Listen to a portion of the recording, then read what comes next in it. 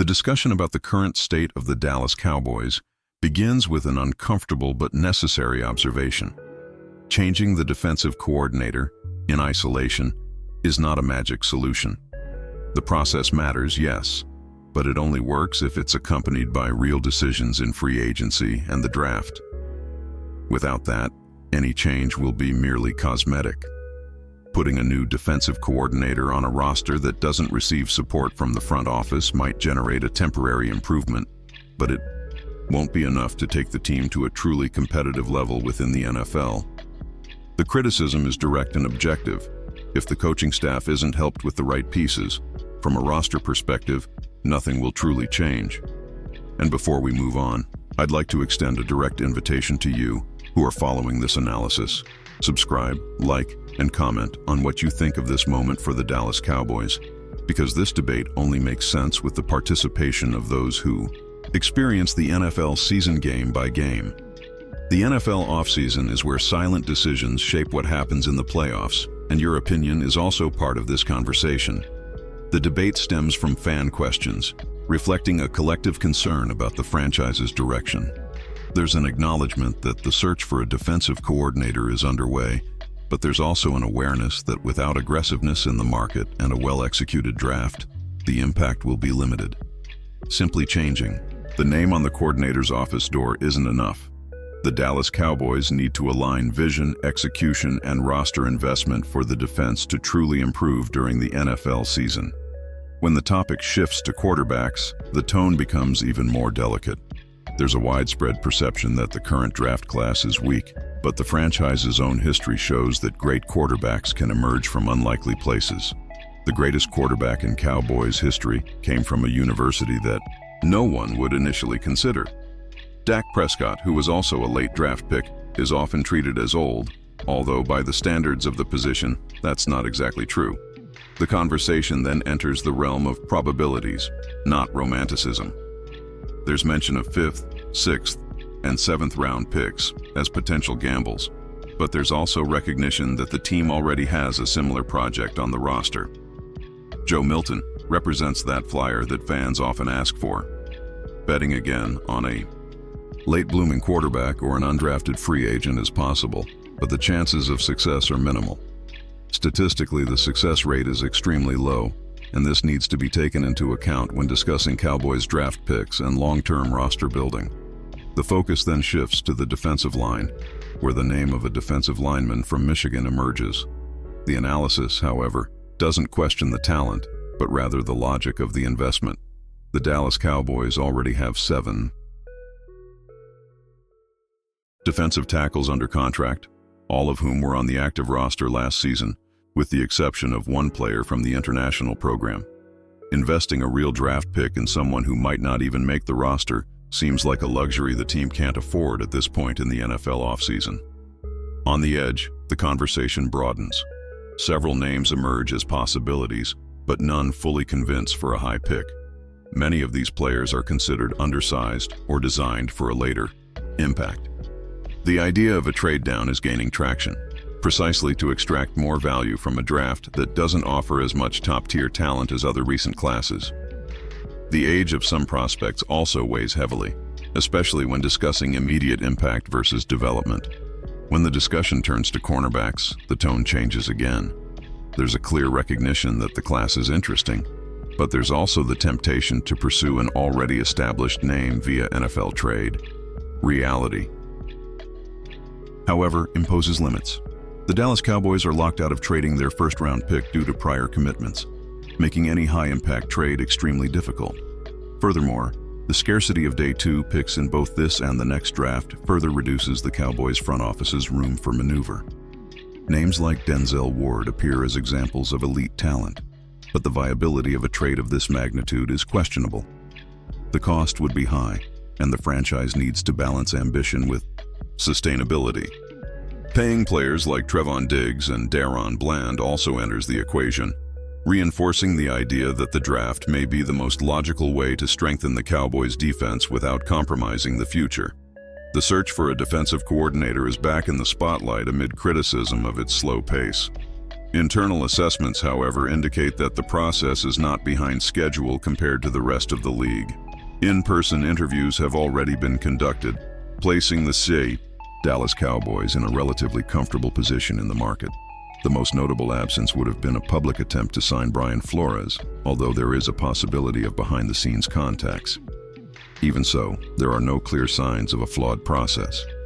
The discussion then takes on a more philosophical tone when comparing the Cowboys to franchises that have adopted an aggressive stance, such as the Los Angeles Rams. Even after predictions of financial and sporting collapse, the Rams continue to appear in decisive moments of the NFL season. This reignites an old criticism of the front office led by Jerry Jones, doing just enough to compete, but not enough to dominate. Winning 9 or 10 games becomes irrelevant when the team reaches the playoffs with no margin for error. This conservative mindset is cited as one of the franchise's biggest problems. The offseason isn't treated as a top priority, and the price of this approach becomes apparent when the level of competition rises. The comparison is clear. While other teams take risks, the Cowboys manage their strategy, and this difference weighs heavily when it matters most. The conclusion of this section of the analysis returns to the Cowboys' free agency and the edge rusher, one of the most obvious priorities.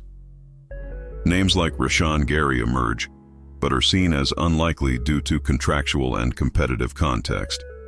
Jadeveon Clowney, on the other hand, appears as a more realistic option, especially with a short, guaranteed contract.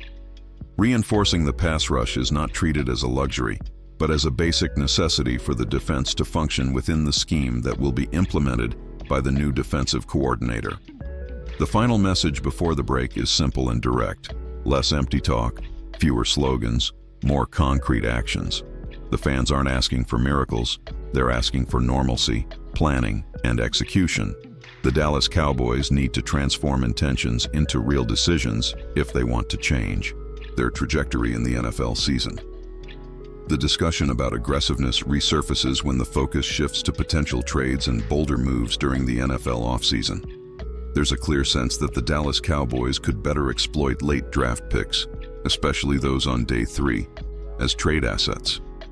The idea of holding picks loses traction when the roster shows obvious gaps, particularly on the defensive front. Still, there's a delicate balance between seeking immediate talent and not compromising the Cowboys' roster replacement, something the front office needs to weigh carefully. When questions arise about specific names on the market, the analysis remains pragmatic. Impact players always attract attention, but not every opportunity is realistic. In some cases, a simple contract restructuring by other franchises makes a trade unlikely. This reinforces the need for accurate market analysis, something the Cowboys don't always demonstrate mastery of. The fans demand boldness, but not irresponsibility, and this limit needs to be clearly defined by the Cowboys' front office. The debate also revolves around highly valued young talents in the NFL draft, particularly defenders who could elevate the secondary or pass rush. There's recognition of top-rated players, but also an understanding that this draft class has a smaller pool of elite talent than in previous years. This directly impacts the Cowboys' draft strategy, reducing the chances of an immediate impact without additional moves, whether through NFL trades or a successful gamble. The Cowboys' free agency is once again a central point. Some names generate more emotional reactions, including total rejection, based on past experiences. There are cases where a return simply doesn't make sense within the current context of the Cowboys' defense. The focus is not only on individual talent, but on fit, cost, and real impact within the defensive scheme that will be adopted. The fan demonstrates maturity by questioning not only who, but why, and at what price. Amidst this scenario, the possibility arises of reinforcing strategic positions like safety with intelligent and experienced players who can facilitate the transition to a new defensive coordinator. The logic is simple. The more players capable of quickly understanding adjustments and reads, the smaller the negative impact of the system change. Whether via the NFL draft, free agency, or NFL trade, the priority is to reduce mental errors, and increase defensive consistency. The search for a defensive coordinator continues to be handled cautiously. Some advocate for haste, but the understanding is that the hiring date doesn't substantially change the work that needs to be done. Getting to know the squad, evaluating trends, and defining adjustments are all part of the job, regardless of a few extra or fewer days on the calendar. External pressure exists, but internally, the process is proceeding at a pace considered appropriate. The discussion expands to contracts and values, especially when talking about edge rushers. A significant short-term investment is seen as reasonable, as long as it brings an immediate return.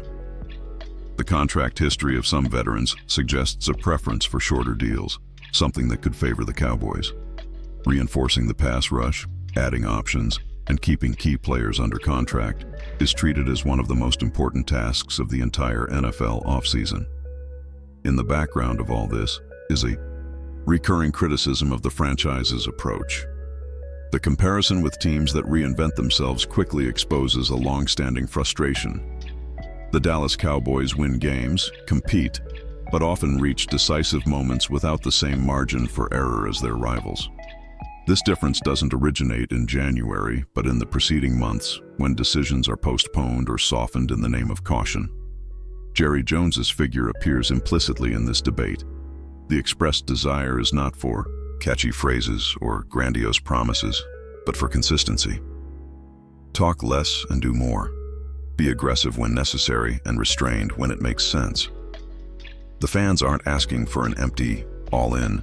They're asking for real planning, an accurate reading of the market, and a commitment to the team's development. The collective feeling is clear. The Cowboys' defense needs to take a leap forward, and that won't happen with just speeches or minor changes. It requires alignment between the coaching staff, the front office, and the roster-building philosophy. It requires firm decisions during the NFL offseason, a well-targeted Cowboys draft, and a Cowboys free agency that goes beyond the bare minimum. Ultimately, what remains is a demand for competitive normalcy, doing the basics well, seizing real opportunities, and stopping wasting margins of error even before the NFL season begins. The Dallas Cowboys don't lack visibility, fans, or resources. They lack the ability to transform intention into